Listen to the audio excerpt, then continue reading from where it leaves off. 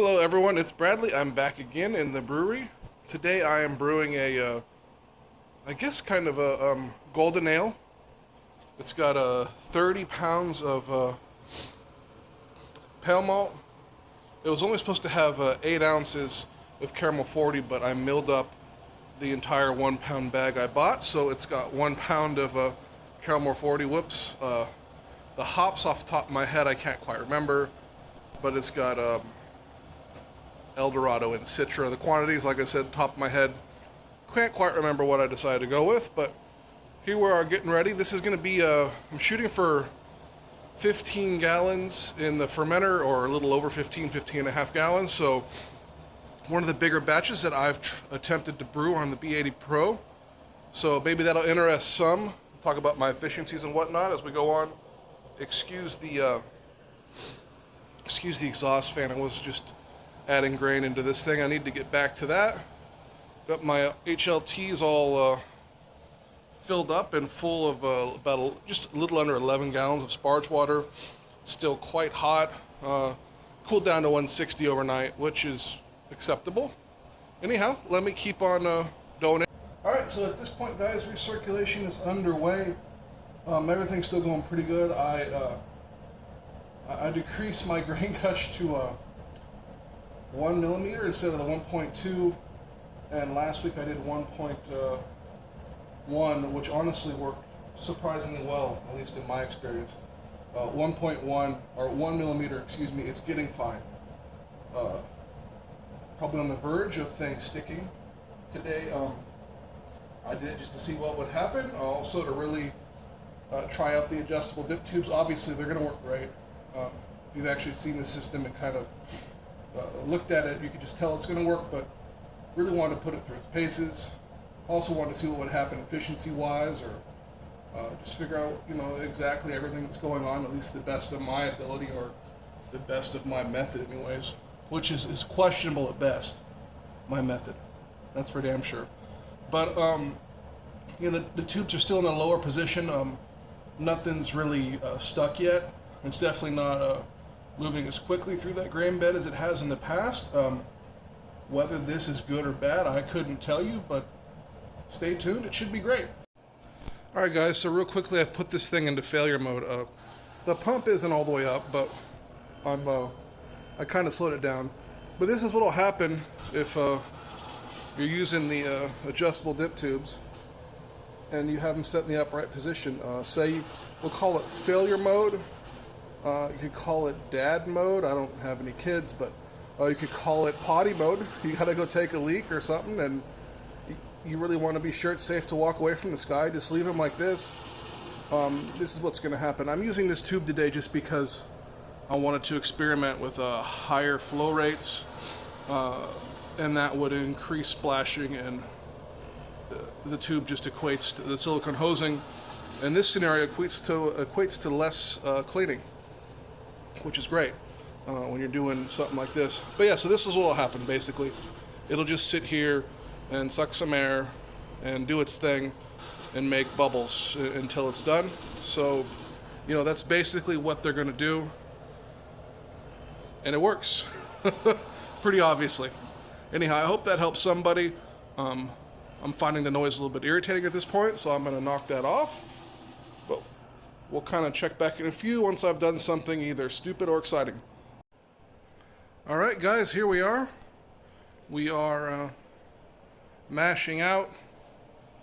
Definitely having that grain crush at 1 millimeter really kind of it definitely made it more problematic, but I knew that would happen. Obviously that's not a surprise. Recirculating pretty decently. Water levels it's kind of equalized. Obviously I have that dip tube in the lower position here. Yeah, we're not too terribly close to anything. I'd say it's definitely equalized, but I'm not recirculating hard at all, because I can't. The return dip tube actually really came in quite handy. I was able to really stir up a lot of sediment running the pump full bore, and it definitely worked as I thought it would. whether or not it's worth it for you to buy another one, a second one. I mean, they aren't cheap. I think they're 70-ish bucks, US dollars. Maybe I'm wrong. I don't really remember. But whether it's worth it or not for you, let me know.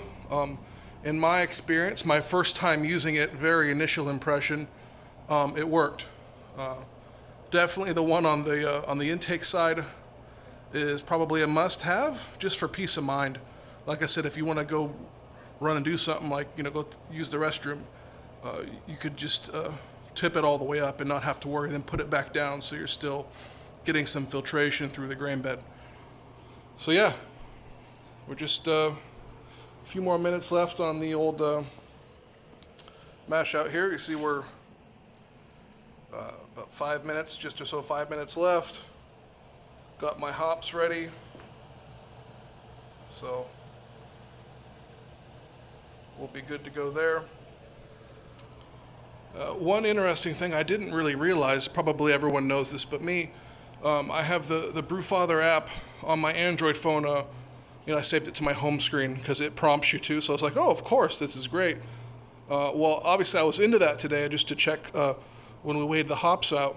And my laptop was here in the garage, in the brewery. And, when the timer went off at the end of the first mash step for that, my phone also started beeping too at the same time.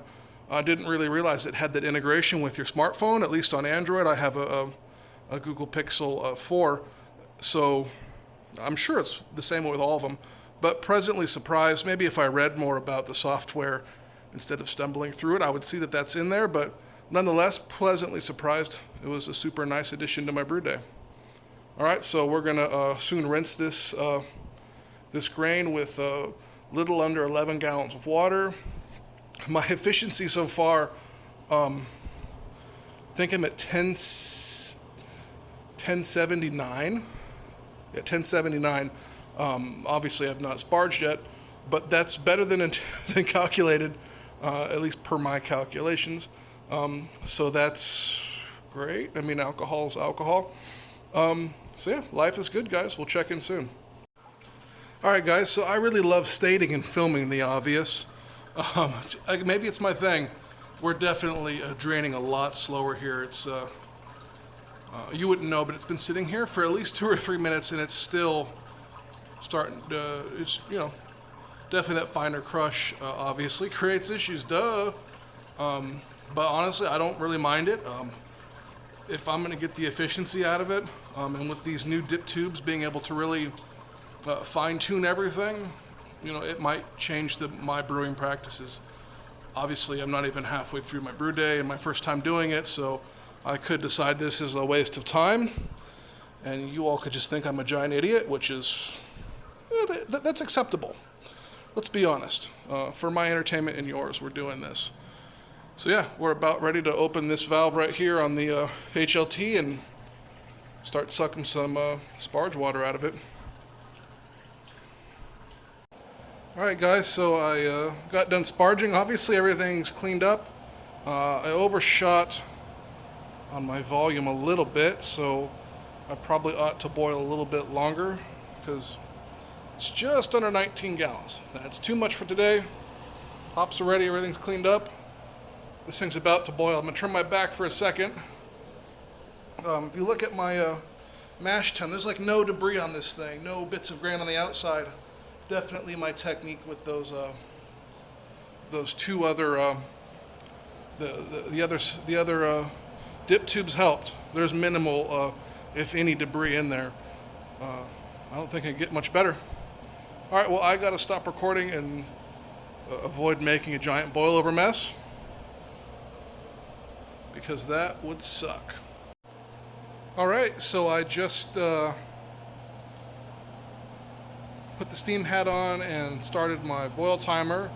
Dropped my first kind of batch of hops. 60-minute boil, here we go. Pretty straightforward now. We're gonna play with those dip tubes some more once we're kind of down to transferring and chilling and stuff. That should be great. Let's see if I can pop this off, and right now it's at 40%. Let's see how it's boiling. Oh, boiling good, 40%. Obviously you guys can see all the steam that came off. The steam hat really mitigates boil off. But if you're trying to lose volume, don't use a steam hat. Pro tip. Alright guys, leave you with a little bit here. That steam hat just rolling, man. Like I've said before, I am a child, but I find that extremely cool. Alright guys, so boil's finished. Everything's seeming great. I'm definitely going to hit my volume of 15.5 gallons in the fermenter. It's going to max out the fermenter I got, but kind of waiting for the Brewtools unitank or fermenter to come out.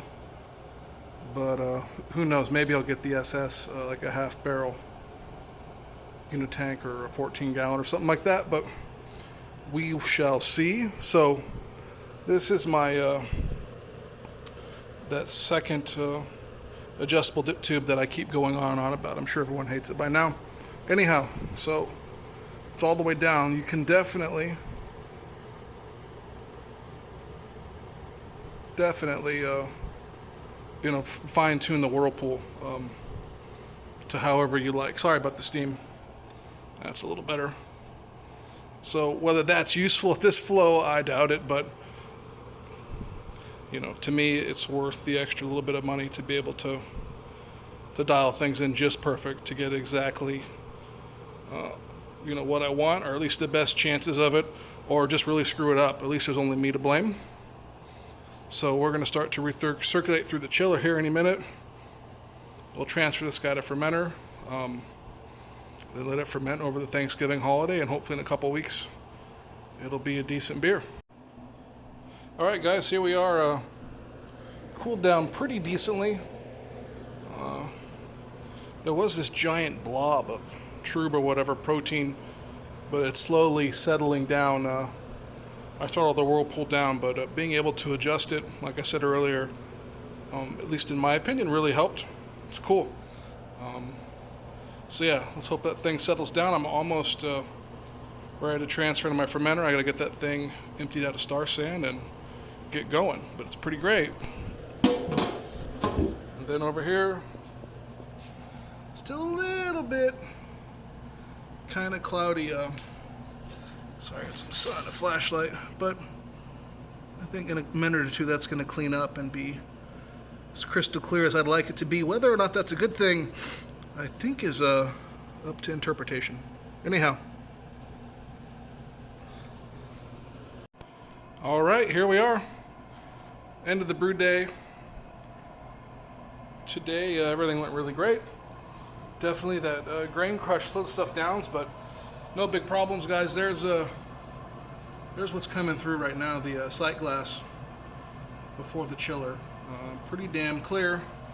It'll clear up even more once I fully bypass the kettle and just recirculate. And just go into this 60-liter spidle, excuse me.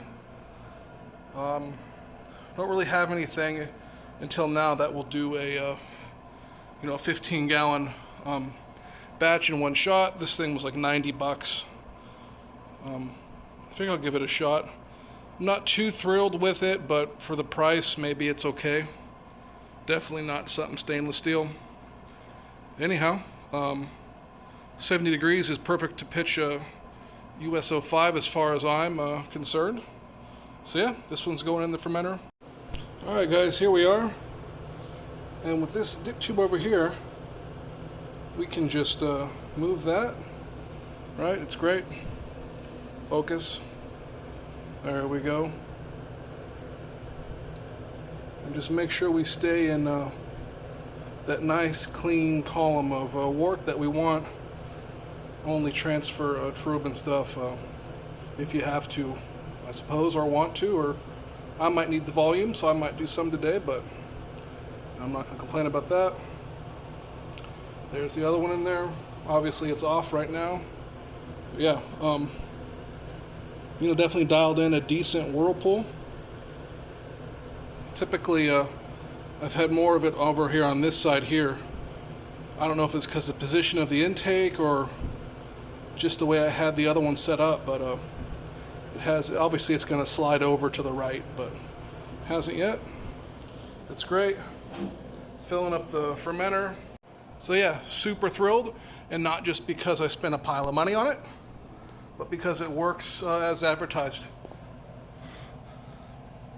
And there's that wort going just oh so clear. All right, guys, well, this pretty much sums up the brew day. 15.5 gallons will wind up in this fermenter. Grain crush, a little too fine, 1 millimeter, but we all know that. Adjustable dip tubes, at least one for sure. The other one, I like it. It worked good. It's one more thing to mess around with, one more variable to control, and ultimately for me, that makes my hobby more enjoyable. And also, guys, I think there's something to be said for just supporting Brewtools, right? If you've invested in this equipment as I have, you know, one of the reasons I want to help people is I don't want these guys to fail. I want them to succeed because I want them to keep on supporting everybody. And to do that, it takes sales. It's just that simple.